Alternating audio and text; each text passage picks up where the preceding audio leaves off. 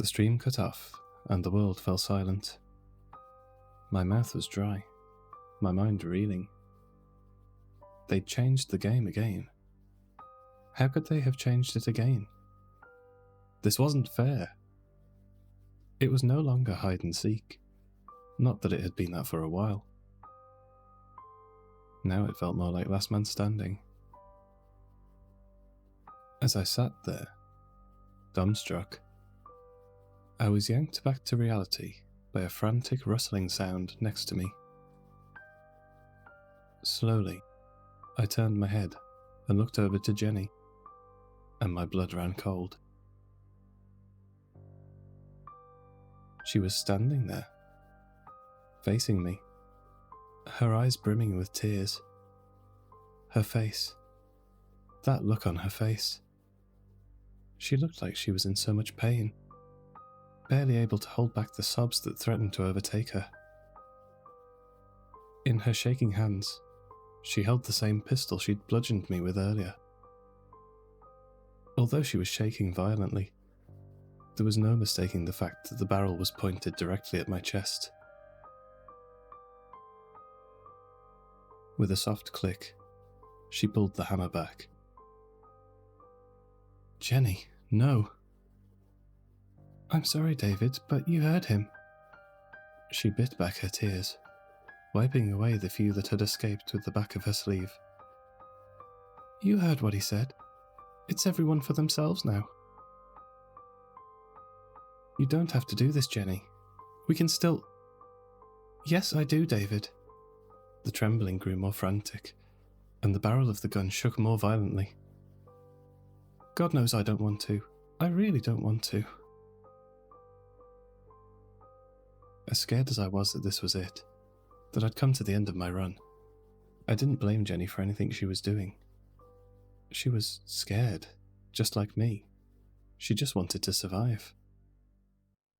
The organisers knew what they were doing, turning us against each other like this. Although she had a gun pointed at my chest, she was as much a victim of the game as I would be. Sure, at that moment I thought about rushing her and taking the gun. But how long would I have before she fired? I could try and tackle her.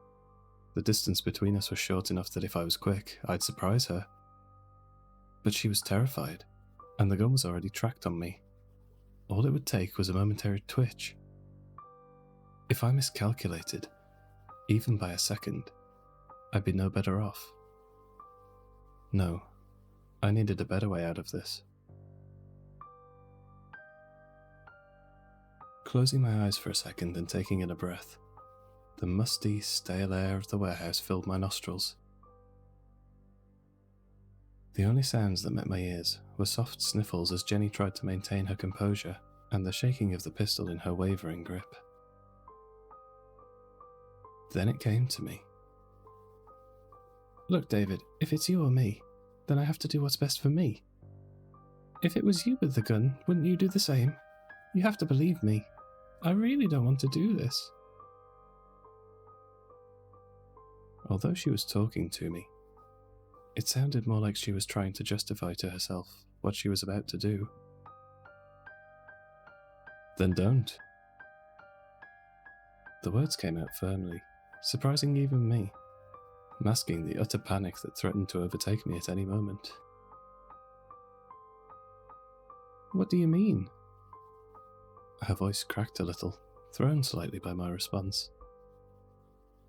"Don't do it," I repeated firmly, opening my eyes again and staring directly into hers. "Don't pull the trigger. Don't put on a show for those freaks. If you shoot me now, you'll be doing exactly what they want." Her face wavered as she took in my words, the confidence leaving her eyes slightly, although the gun remained still silently pointed at my chest. "Besides, do you think that even if you survive and make it to the end, they'll let you live? Think about it, Jenny. Why would they? Think about what you've seen already. You'd just be a liability to them. There's no way any of us are walking away from this. Not if we play by their rules. That warmth radiated in my chest again, spreading through my veins as those fires of defiance licked their way through my belly. I'd had enough of this whole thing. The organisers, running for my life, all of it. Running had only gotten me injured, barely even able to survive. No, I was sick of it. I needed to take matters into my own hands. Look, Jenny, the only way we're making it out of this, the only way any of us are making it out of this, is if we work together, if we fight back. She paused for what felt like an age, barely able to look at me as I stared at her from the floor. Her hand trembled even more fiercely, and the barrel of the gun seemed to dip slightly. Now would have been the perfect time to rush her, to tackle her and take the gun, to regain control of this whole shit show. But no. If I wanted this to work, then I needed her to trust me. But her voice was barely more than a whisper at this point. The few tears that had wiggled their way free were streaming down her cheeks, leaving shimmering trails in the lines on her face. But what about the organisers? He said no team-ups. I could almost see the thoughts in her head whirling around in the amber lamplight, struggling back and forth as she contemplated what I'd said. You heard him as well as I did. What if they come after us? Kill us? I don't want to be on that stage, David. I won't. She lost her composure at this point, dropping the gun slightly as the dam burst and the torrent of sobbing tears flooded from her. Again, this would have been the perfect opportunity to take the gun, but a part of me knew that I didn't need to. Not anymore. Fuck the organisers. The phrase slid from my tongue so naturally. It felt strong, powerful. As though all those weeks of torment, all of the fear, the uncertainty, the rage, had formed together into that one defiant phrase. It felt good to say it out loud.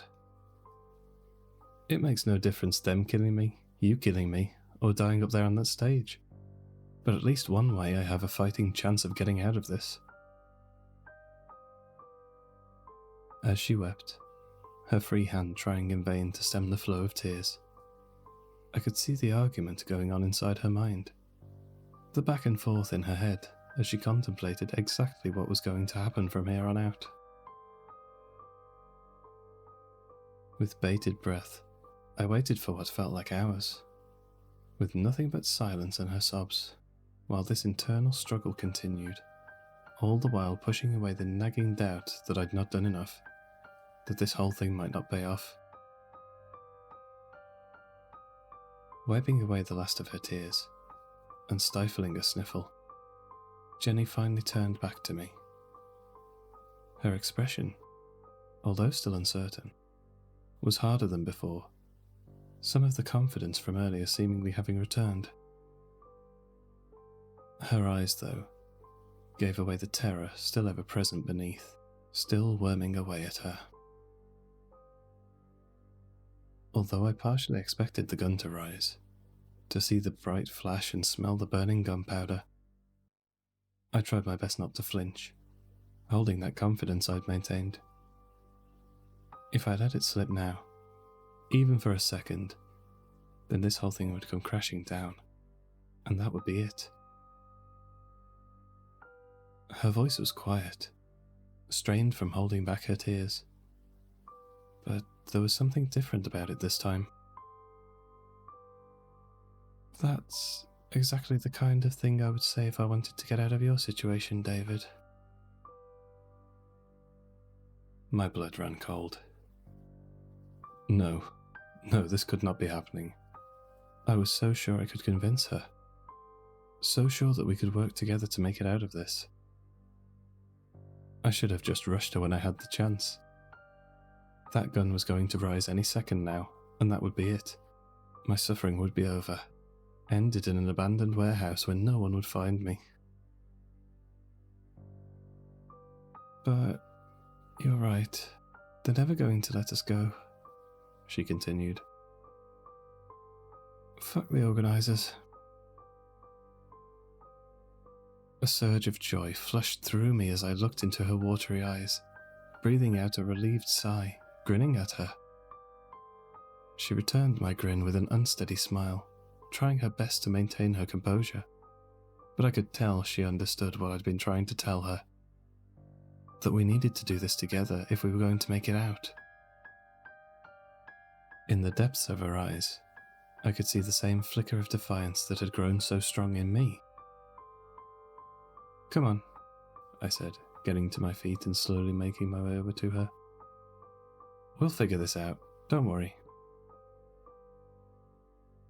Although she was no longer pointing the gun at me, it was held firmly in her hand.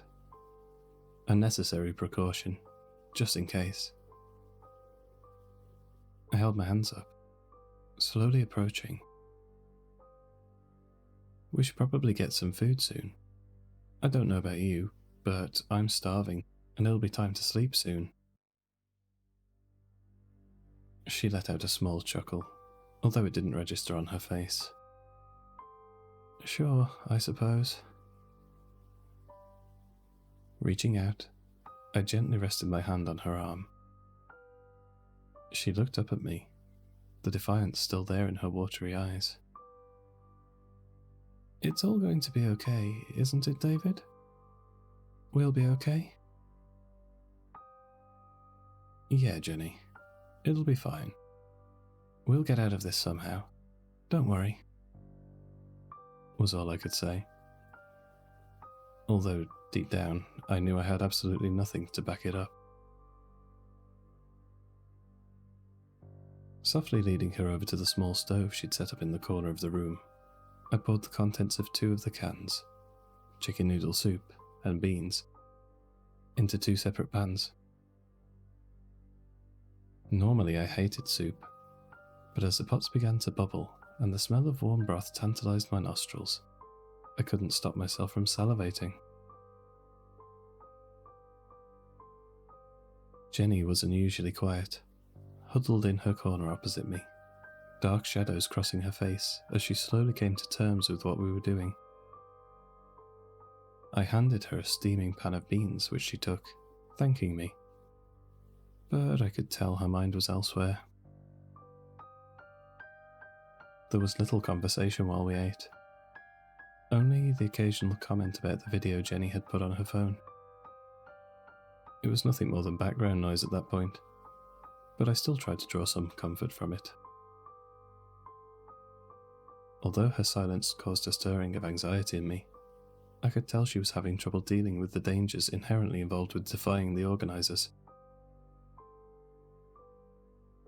I tried my best to reassure her whenever she looked at me, smiling at her, trying my best to seem confident. Although that fire of defiance was still burning brightly, the gnawing fear of what was going to happen next felt ever present, eating away at my thoughts whenever I let my guard down. I knew what they were capable of.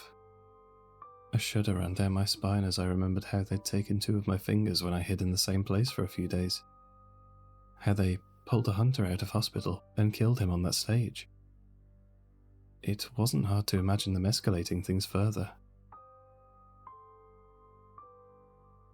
Leaning against one of the walls of the office room, the cool concrete pressed firmly against my back as I sat there, sifting through my thoughts. We were entering into a fight that I had no idea if we could win. But I needed to stay focused, to stay confident. I knew that my confidence was the only thing keeping Jenny from breaking down at this point. As much as she was trying her best to keep going, she was struggling. Sleep came uneasily for us both that night. We took it in turns keeping watch while the other slept, all the while unsure of exactly what the night would bring. As I lay there, forcing myself to stay awake while Jenny kept watch, I couldn't shake the feeling that this might be a mistake. Although the organisers could have no way of knowing what was happening, or what we were doing, neither of us could quite shake the feeling that they were already making plans to deal with us. The next day passed uneasily as we hid out in that empty space. The slightest sounds from outside set us on edge, as we expected to see the metal sheets covering the windows wrenched back, the glaring sunlight blinding us temporarily as an organizer forced their way inside. Small sounds from outside filtered in through the holes in the roof and the cracks in the boards covering the windows. The engines of cars as they drove past, the sounds of heavy machinery from the other sites on the estate. They may as well have been sounds from another world. A couple of times, through the background noise, we could have sworn that we heard something banging against the sealed-off doors, as though someone was testing them for a way in. Looking back, it could have been anything. The wind rattling them, an animal bumping against them. But it still didn't stop my heart from jumping into my throat each time. For the most part, we sat there in silence the next day, each alone with their thoughts, until that uneasy silence was shattered by the high-pitched pinging which had haunted me for so long. It only came from my phone this time, and it made my blood run cold as I knew exactly what it meant. Tentatively pulling my phone from my pocket, sure enough, my heart sank. There was a notification from the Devil's Games app, sitting there, like a portent of doom. I'd wondered how long it would take for the organisers to catch on to our team up. Is that them? Lifting her head from her hands, and sounding as though she'd just been pulled from a faraway slumber, Jenny's attention was now fixed on me. "Yep, right on cue," I said, trying my best to force the terror that had wormed its way up out of my voice. As defiant as I'd felt yesterday, seeing the message in front of me had knocked me. The reality of what I was doing began to set in. I wasn't going to play by their rules, but that didn't mean I wasn't going to get out of this unscathed. Slowly getting to her feet, Jenny sidled over to me, sitting down a small distance away, all the while keeping her eyes on the shattered screen of my phone. Holding my breath, trying to suppress the slight tremble in my finger, I clicked on the notification. The familiar black background of the app overtook the screen, before loading in a new private message. I didn't have a chance to read the text. My attention was immediately drawn to the other thing contained in the message. A picture. Only one. But it was enough for the blood to drain from my face. I could see my wife and son clearly, sitting there at the cafe not too far from our house. It was a spot we would go to regularly. Cooper loved it there. Charlotte and I would take him most weekends as a treat. They were both there, having something to drink as though they had no other care in the world. Looking at the picture, I wanted nothing more than to be with them at that moment, to be as far away from all of this as possible. Tears welled up in my eyes, blurring my vision as I imagined how they must be feeling right now. Charlotte would be so worried. She'd not heard from me in weeks now. Not even so much as a text message. She'd sent me several, but I'd not replied, not wanting to drag her into all of this. I was sure she'd understand once I explained, once I was free. But right now, that was just how it needed to be. She was probably trying her best to carry on, to make things seem as normal for Cooper as possible. But he was nearly 6 now. I was sure he'd have picked up on his mother's anxiety, even if he didn't fully realise that his daddy may never come home. Trying to shake away the thoughts cutting at me like a knife, I dragged my attention to the text above the message. Immediately, that sadness and self-pity were forced from me, replaced by a deeper, colder fear. There was only a single line, but that was all they needed to get their point across. It's her or them, David. Your choice. Who's that? Jenny asked, obviously having seen the picture over my shoulder. Although she tried to keep her expression neutral, it was impossible to mistake the fear in her voice. Her right hand seemed to be nervously messing with something inside her coat pocket. I had an idea of what that might be. Turning the screen away from her, I didn't answer, thoughts whirling around in my head too fast for me to process. Memories of Charlotte, of when we first met, of when we got married, of when Cooper was born. I remembered Cooper's first steps, his first word, when he first went to nursery. It was all coming crashing down. All I could think about was how all of this was my fault, that no matter how hard I seemed to try, I couldn't keep them safe. The thoughts swirled faster, forming a dark maelstrom as those beautiful, nostalgic memories intermingled themselves with memories of the hunters, of the crash, of the bird-masked man and the brute. They were going to kill my family, and it would be all my fault. Although it looked like they'd given me a choice in the message, I knew deep down there was no way I'd be able to keep them safe. Even if I did what they wanted this time, the next time I did something the organisers didn't like, any time I stepped out of line, they'd just threaten them again. Hell, they'd already done it before, when I went out of bounds on that first day. All it would take is for them to decide that enough was enough, and then Charlotte and Cooper would be dead anyway. I looked over to Jenny, the tears still blurring my vision, and took in her face.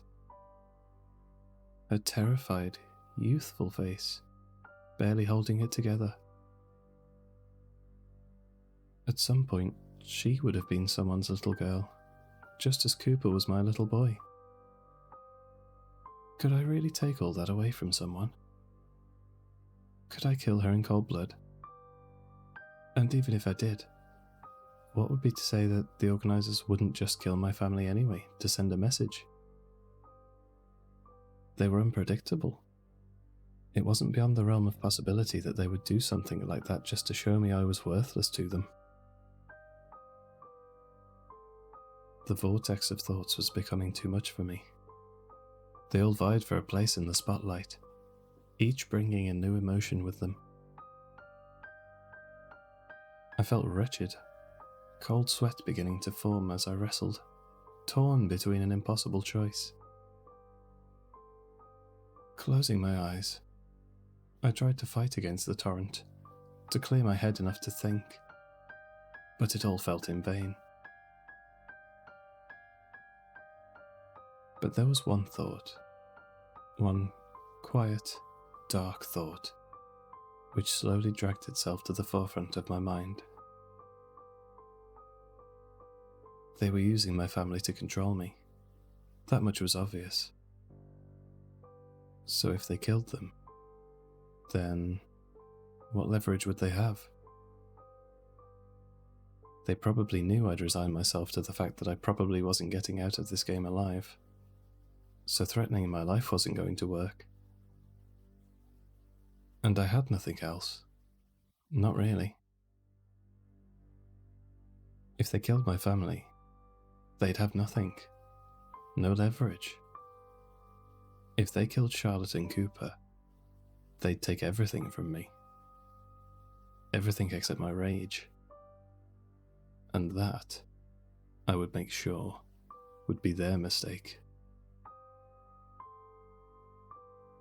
As much as I hated myself for it, I found myself chewing on the thought, contemplating it as Jenny sat there, eyes wary, watching me. It felt like an age passed as I stared at the image of Charlotte and Cooper. Breathing out a shaky sigh, I forced my fingers to type a response, hesitating a moment before pressing the send icon. Locking the phone again, I tossed it away.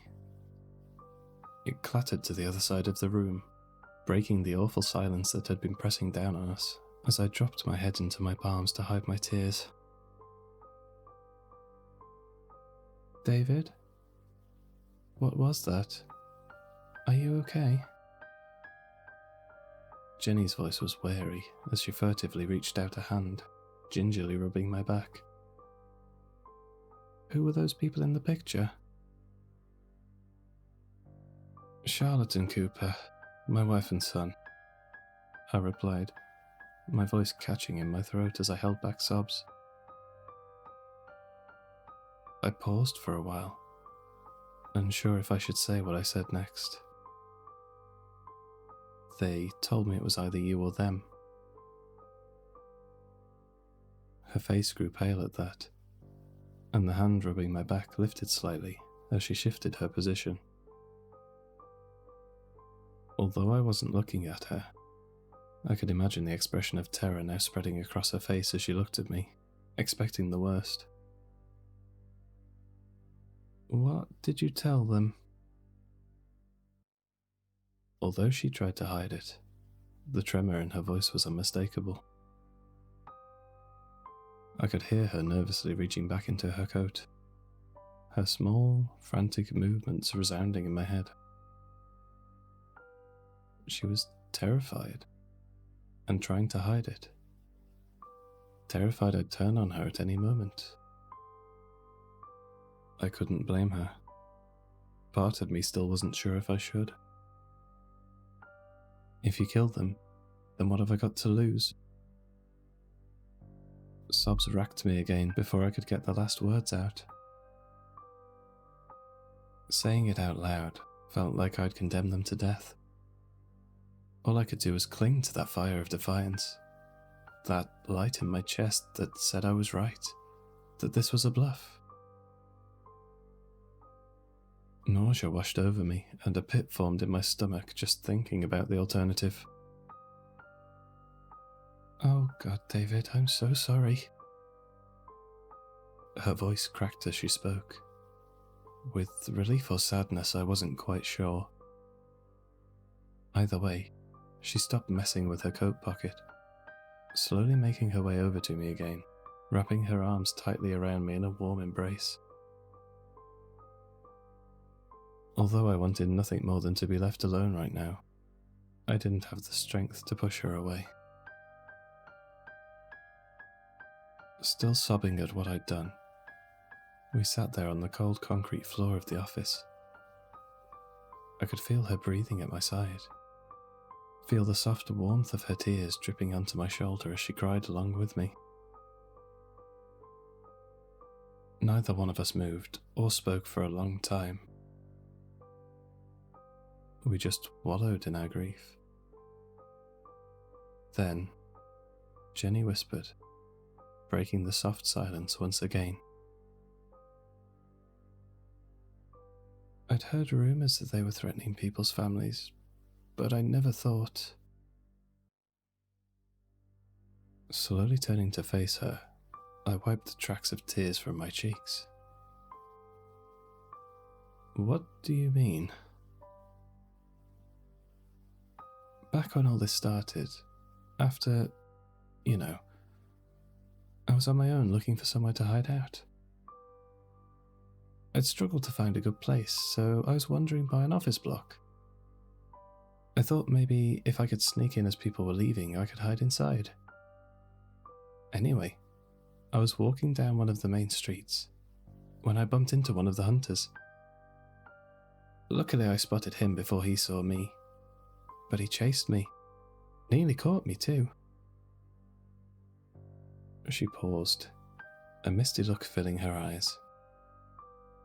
I couldn't help but notice the sadness that seemed to wash over her face as the memory replayed in her mind. Unblinking, she continued, "But I managed to climb over this fence at the end of an alley. There was no way he could have done it. He was way too heavy. Anyway, as I ran, he shouted to me about how they'd kill his family if he didn't catch me. At the time, I thought it was a trick, a way of him getting me to stop." Again, her voice cracked and she paused, looking down before speaking to the floor. Well, I didn't realize it was true. A fresh coldness washed over me as the full implication of Jenny's story hit me. The hunters, those people I'd thought of as mere psychopaths, were the same as us. I imagined if it were me, if I'd been forced to hunt people down, knowing I was sending them to their deaths, and that if I didn't give a satisfactory performance, then Charlotte and Cooper would be forfeit. A face forced its way to the front of my mind. The face of the first hunter I encountered, the man from the crash.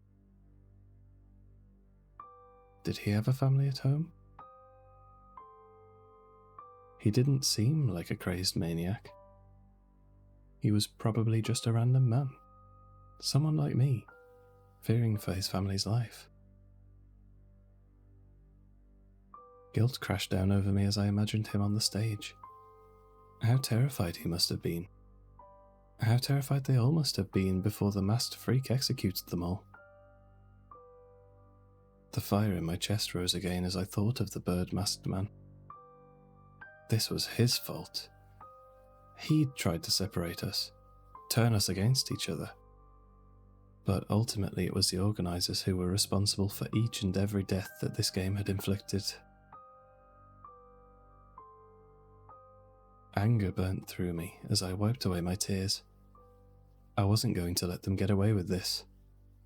I had no idea how, but I wasn't going to be another number in this sick game. Jenny and I were getting out of this, and we were getting out alive. If they wanted to take us, then I was sure as hell going to make sure it wasn't easy. I'd thought about it a little before, back when I was on the roof of the supermarket. Ways to stop any enterprising hunters from getting to me. I tried to come up with ideas for traps, improvised defences. The roof hadn't been the most defensible place, but here, we could turn this place into a fortress.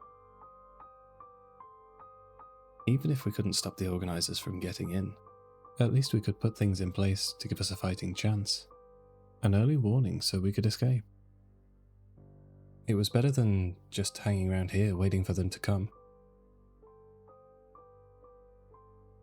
When I suggested the idea to Jenny, her face balked. I had no idea what she was thinking, but it was obvious that the prospect of actually fighting back so violently hadn't been on the cards for her. She was reluctant to entertain the idea at first. I think she was probably worried about the consequences if we failed. It took a lot of convincing, but I gently reminded her that, thanks to our little team-up, those consequences would already be there anyway. We would already be on their naughty list. There was nowhere to go from there, so we may as well embrace it. After a bit more back and forth, although she still seemed reluctant, Jenny finally seemed to come to terms with the idea. Although I think the thought of coming so close to the organisers terrified her. If I'm honest, there was another thought that fueled her reluctance. One that I'd had too. One that I'd tried my hardest to ignore as I didn't want to deal with the consequences it brought. What if the traps actually killed some of them? We'd officially be murderers then. No ambiguity either way. Pushing that thought down as far as I could, we spent the rest of the night planning, making lists of exactly what we would need. We could set off in the morning, carefully, and gather our supplies. Then the real work would begin. I'll be honest, although a large part of me was absolutely terrified of what could happen when the organisers finally decided to come for us, I couldn't help but feel like this was going to work. They'd never suspect Jenny and I of being capable of such aggression, and that would be to their detriment. Accompanying those feelings of rage and scorn, however, was another, more insidious feeling.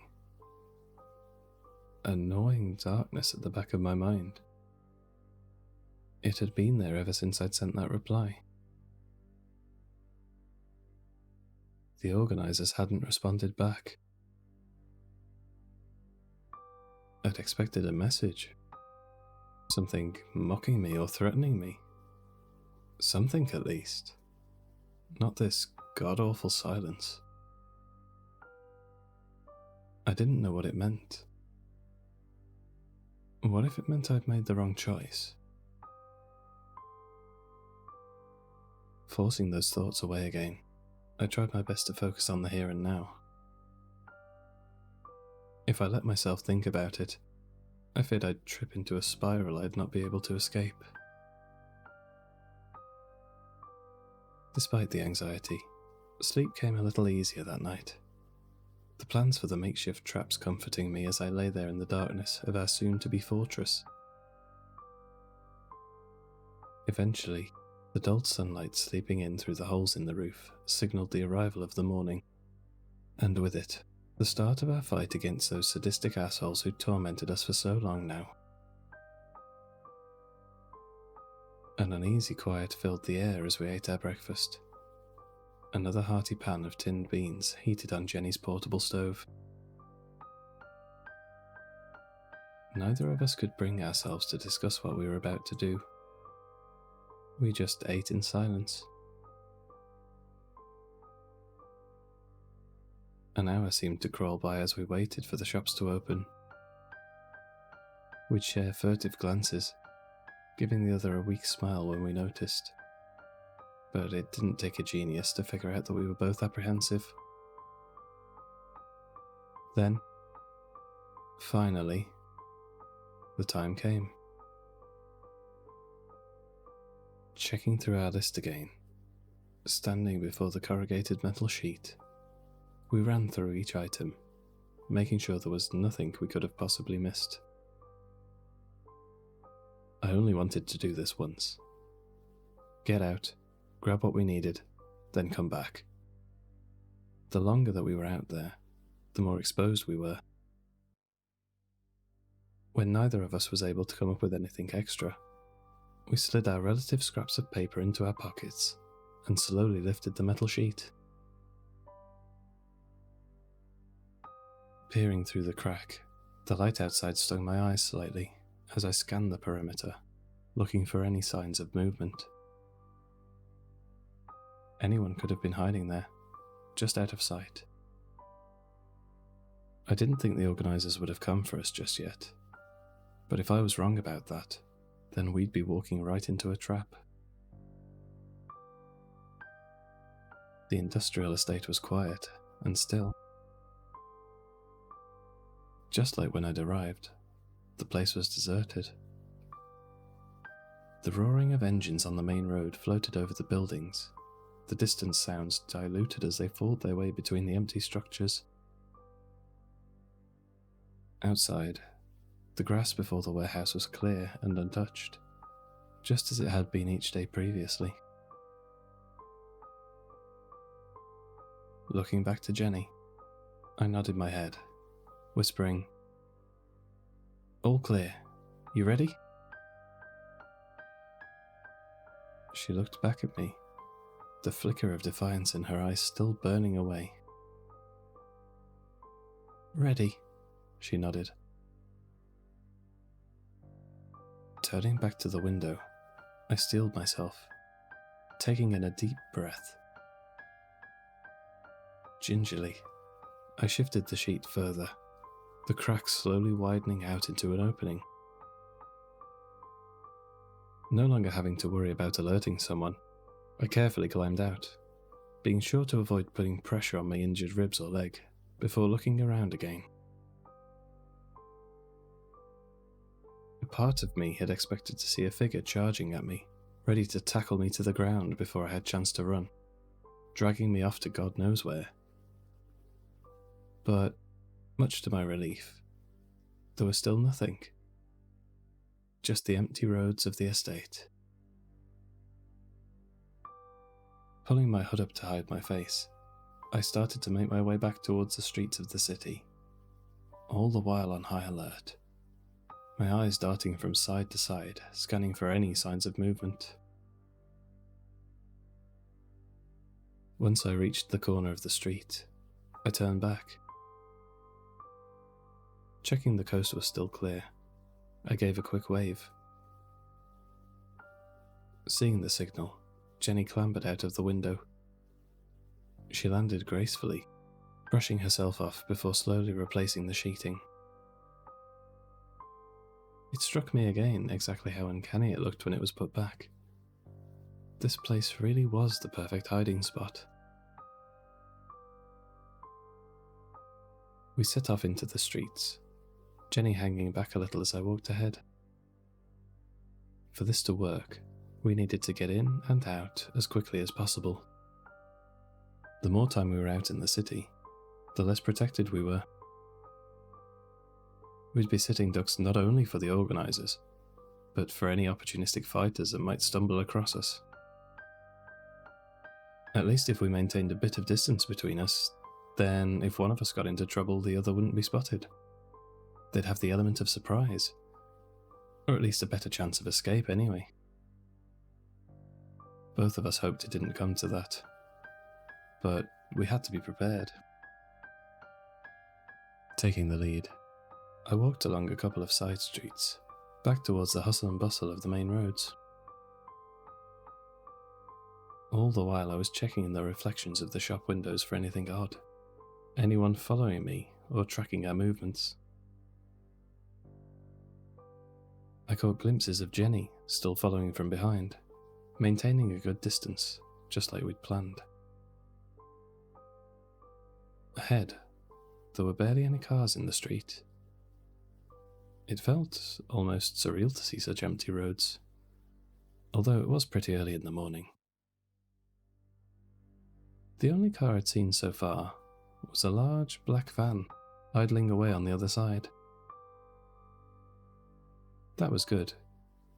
The fewer cars and people around, the better. In its scuffed reflective side, Jenny and I locked eyes.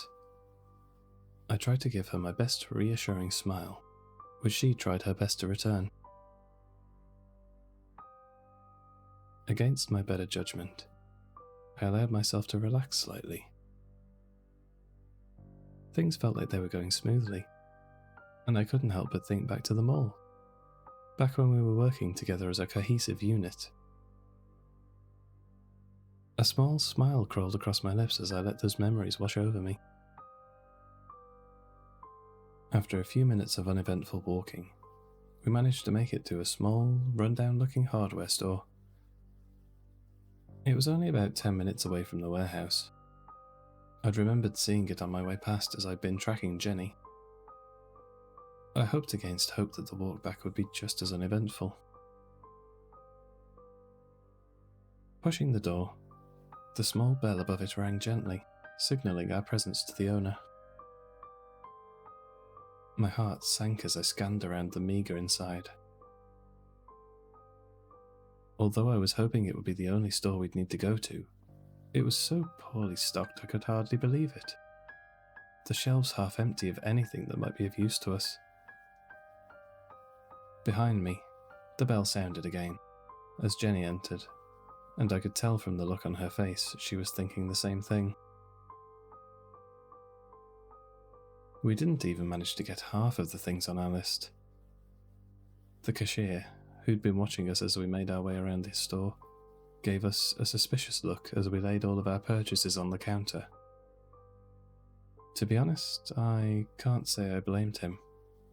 I mean, it's not every day that people buy several lengths of nylon rope, 20 circular saw blades, 10 packs of wiping rags, and 4 jerry cans of kerosene. Still, I think he was grateful for the business, and he didn't press us with any questions. Loading our equipment into our backpacks, Jenny whispered across to me, "That's literally all they had. What a waste of time. We can't do anything with this." The disappointment in her voice was palpable. I understood. I felt exactly the same. "Yeah, I know. This isn't how I saw this going. Let me see if I can find another store." We thanked the shopkeeper as we left, the bell jingling again as the door shut behind us. This was less than ideal. Now we needed to make our way further into the city to look for another store. Checking on my phone, my heart sank yet again. I was able to find another one, but it was at least another 20-minute walk, and that was 20 more minutes of being exposed. Jenny was looking at me expectantly, waiting for me to confirm exactly what we were going to do next. Slipping my phone back into my pocket, I was just about to explain about the other store, when something caught my eye, causing a chill to inch its way along the back of my neck. Outside the store was a large, black van.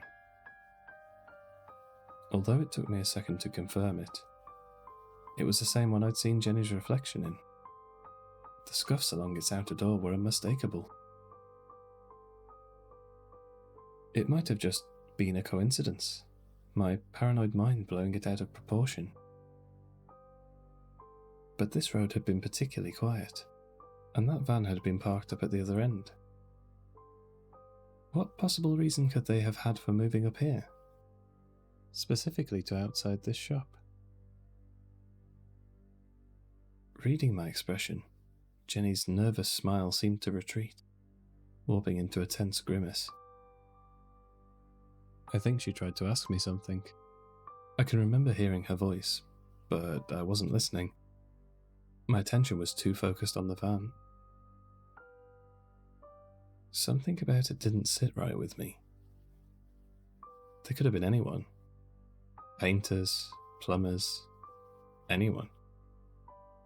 But I couldn't shake the question. Why was it here? Slowly, working my eyes up to the windows, that sense of unease grew.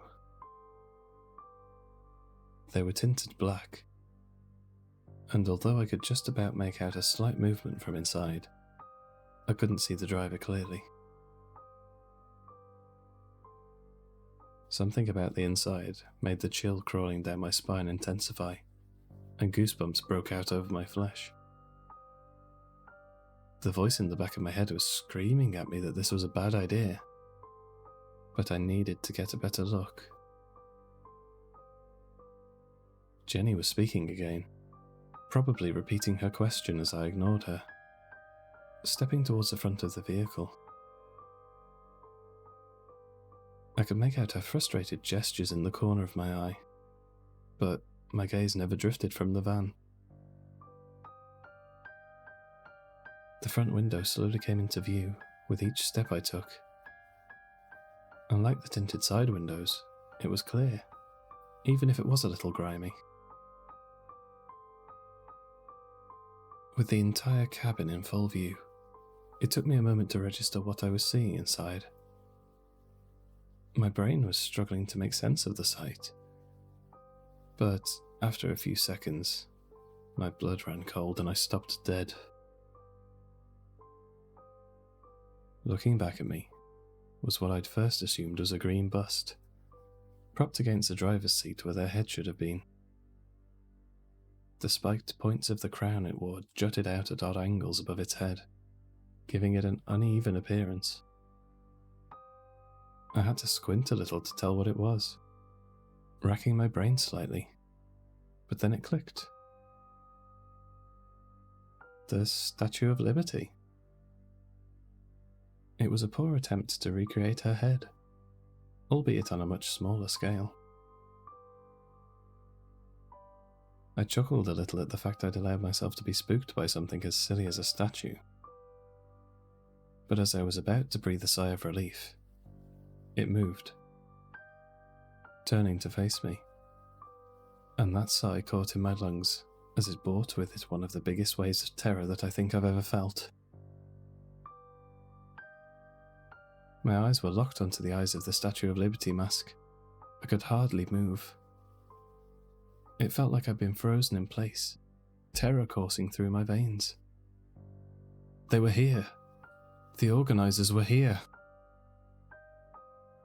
Sound seemed to pass me by as I stood there for what felt like an age. The engines of the other cars in the distance, Jenny's raised voice as she demanded to know what was going on, and the sounds of her footsteps getting closer. All I could do was stare into that mask. How had they come after us so soon?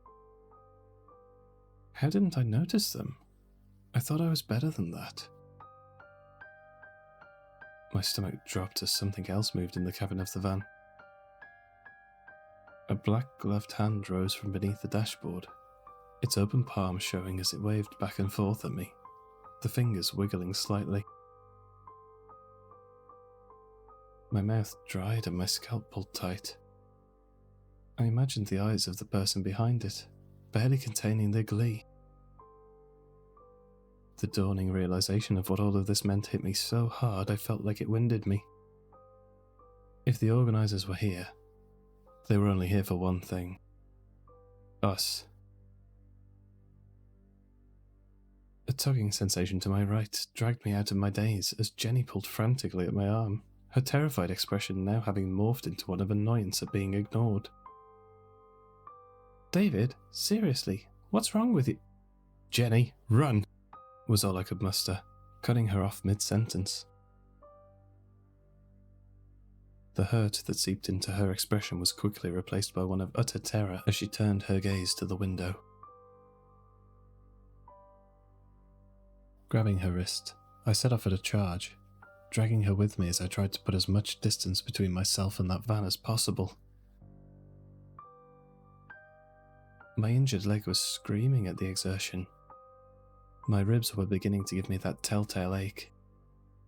There was no way I'd be able to keep this up for long. Stumbling slightly, I tried my best to carry on. I didn't care. We needed to get away. As far away from them as we could, as fast as we could. This wasn't what I'd planned. This wasn't how it was all supposed to go. We were supposed to be ready for them. We were supposed to fight back. The van's engine starting up behind me caused my scalp to pull even tighter, but I didn't dare look back. They were going to chase us down, and there was no way we could outrun them. Then, another sound reached me and caused my heart to drop a beat in my chest. The sound of the van door opening as heavy boots slammed hard against the concrete. Even now, I can't quite believe what happened next. We thought we were prepared, but we had no idea what they'd planned for us. But I need to stop, just for now. Remembering all of this, it's taking more of a toll on me than I thought.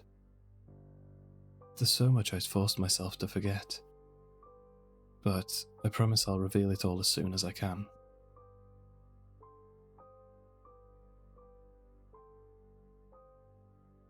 Hey guys, thanks for listening. I hope you enjoyed this video, and I really appreciate each and every one of you watching. I hope you'll consider liking and subscribing. If you enjoyed this story, please feel free to check out my other videos for more original horror content. You can also find published versions of my stories on Amazon. I've popped a link in the description. Check it out if you enjoyed my work. Thanks again for listening. Feel free to comment your own terrifying experiences below. Until our next descent into the darkness, remember, it's never just a story.